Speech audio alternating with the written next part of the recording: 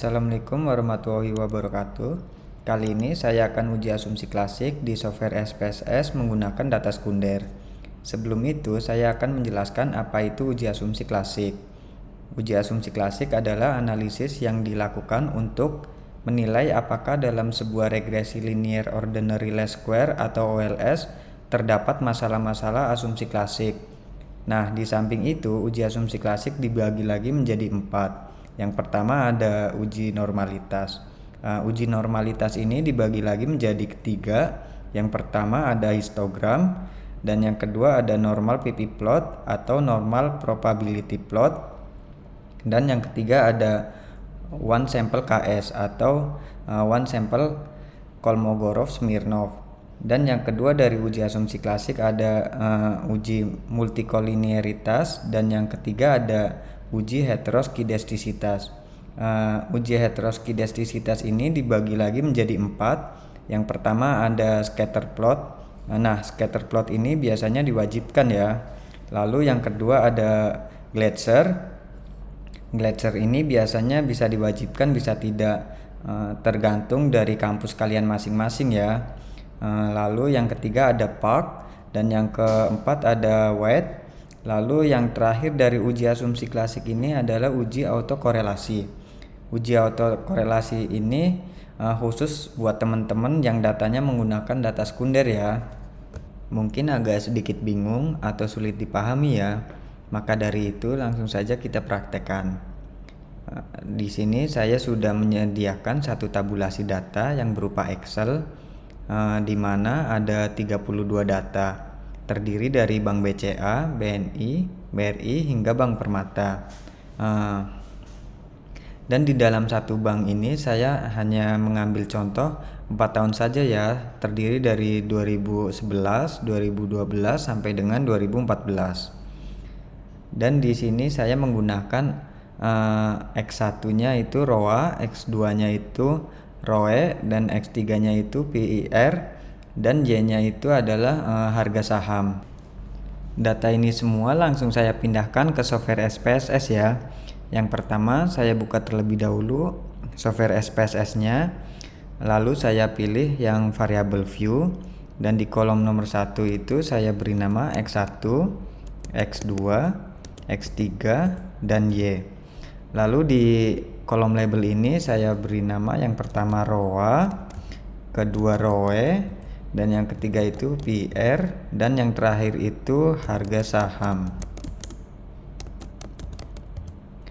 Lalu di kolom desimal yang harga saham ini saya nolkan saja, karena di Excel yang ini tidak ada 2 angka di belakang koma, sedangkan di yang lain ini itu ada 2 angka di belakang koma. Kita lihat lagi di Excelnya ya teman-teman.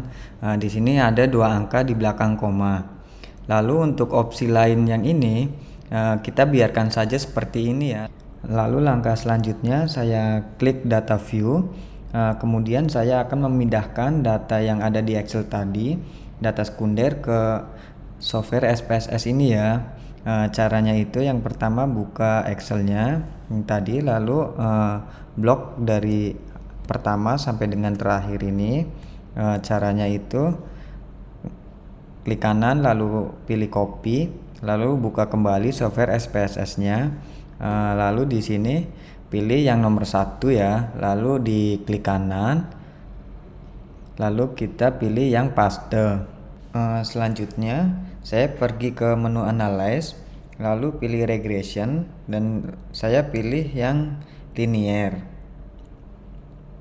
Lalu di dependent ini atau variabel terikat saya pilih yang harga saham, dan yang independent ini atau variabel bebas saya pilih semua variabel. Lalu masukkan ke sini dan saya pilih yang statistik. Di statistik ini saya cuma memastikan estimate dan model fit ini sudah ke checklist ya teman-teman. Lalu saya pilih yang plots, dan di plots ini saya hanya pilih yang histogram dan normal probability plots. Lalu continue, dan saya pergi yang ke save. Di save ini kan ada 2 kolom nih. Yang pertama predicted value, dan residual.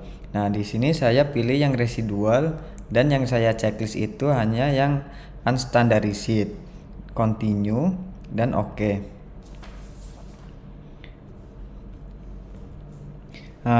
Jika sudah, dia akan muncul beberapa uji ya, tetapi kalian hiraukan saja karena kita fokuskan ke uji asumsi klasik bagian normalitas. Jadi kalian gunakan ini nih. Sebentar, masih processing. Ini adalah histogram dan ini adalah normal PP plot atau normal probability plots. Lalu saya minimize dan saya pergi lagi ke analyze, lalu pilih yang non parametric test, lalu saya pilih yang legacy dan saya pilih yang one sample KS. Nah, di sini masih bagian uji asumsi klasik normalitas ya. Lalu kalian pilih yang unstandarized ini, lalu tinggal pindahkan ke kanan ini, langsung oke saja. Selanjutnya akan muncul nilai one sample Kolmogorov-Smirnov test ya teman-teman. Di sini kalian bisa lihat ya angkanya itu 0,200 atau lebih besar dari 0,05. Jadi untuk uji asumsi klasik bagian normalitas bisa dikatakan normal ya, atau bisa dikategorikan normal. Ini bisa dilanjutkan ke tahap selanjutnya ya teman-teman. Selanjutnya bagian kedua dari uji asumsi klasik, kita pergi ke menu analyze lagi ya. Ini kita minimize dulu. Kita pergi ke menu analyze, lalu kita pilih yang regression lagi, lalu linear, dan di menu statistik ini kita model fit dan estimate kita unchecklist ya, kita diganti covariance metric dan collinear diagnostic, lalu continue. Dan di menu plots ini kita unchecklist histogram dan norma probability plots ya teman-teman, lalu continue. Dan di save ini kita unchecklist juga yang unstandarized, karena jika tidak di unchecklist ini akan terjadi double nantinya di reportnya tadi nih, yang tadi. Lalu continue dan oke. Di sini kalian fokuskan saja ke dalam tabel koefisien ya. Jadi ini adalah nilai dari uji multikolinearitas. Untuk VIV ini harus lebih kecil dari 10, dan ini semua sudah di bawah atau lebih kecil dari 10 ya teman-teman. Jadi tidak terjadi multikolinearitas ya teman-teman. Lalu untuk nilai tolerance ini harus lebih besar dari 0,01. Nah, ini semua sudah lebih besar dari 0,01 ya. Jadi untuk uji asumsi klasik bagian uji multikolinearitas tidak terjadi masalah ya.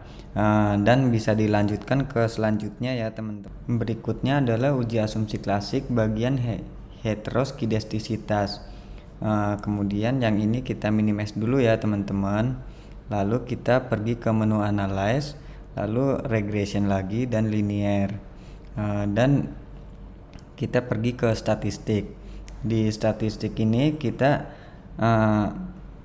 pilih yang model fit dan estimate lagi ya teman-teman, lalu continue. Dan di plots ini kita masukkan y-nya itu zipret ini, dan x-nya itu adalah yang zipret ini, lalu continue. Dan di save ini kita unchecklist yang di unstandarized ya teman-teman, lalu continue dan langsung oke. Nah, ini kan akan muncul scatter plot ya. Jadi ini adalah bagian dari uji heteroskidastisitas. Jadi ini kalian bisa lihat ini menyebar dari garis 0, terus tidak ada yang terlalu berdempetan ya teman-teman. Nah, untuk lebih memastikan kalian boleh gunakan lagi uji Gletser ya. Caranya kita ke menu transport, sebelumnya kita minimize dulu ya ini. Lalu kita pilih yang menu transform, lalu pilih yang compute variable ini. Lalu di sini itu kita ketik abbreviate. Ini sudah ketentuan namanya ya. Lalu kalian ke kolom yang function group ini. Lalu pilih yang arithmetic ini nih. Nah, lalu kita pergi ke function and special variable. Di sini kita pilih yang ABS. Di ABS ini kita double klik ya teman-teman, biar muncul begini nih. Lalu kita pilih yang unstandarized ya teman-teman. Caranya sama seperti yang di ABS, adalah 2 kali klik kiri ya teman-teman, sampai seperti ini nih. ABS dalam kurung res underscore 1 tutup kurung. Lalu jika sudah, ini kita langsung okekan saja, dan akan muncul di compute abbreviate sama dengan ABS dalam kurung res underscore 1 execute ya teman-teman.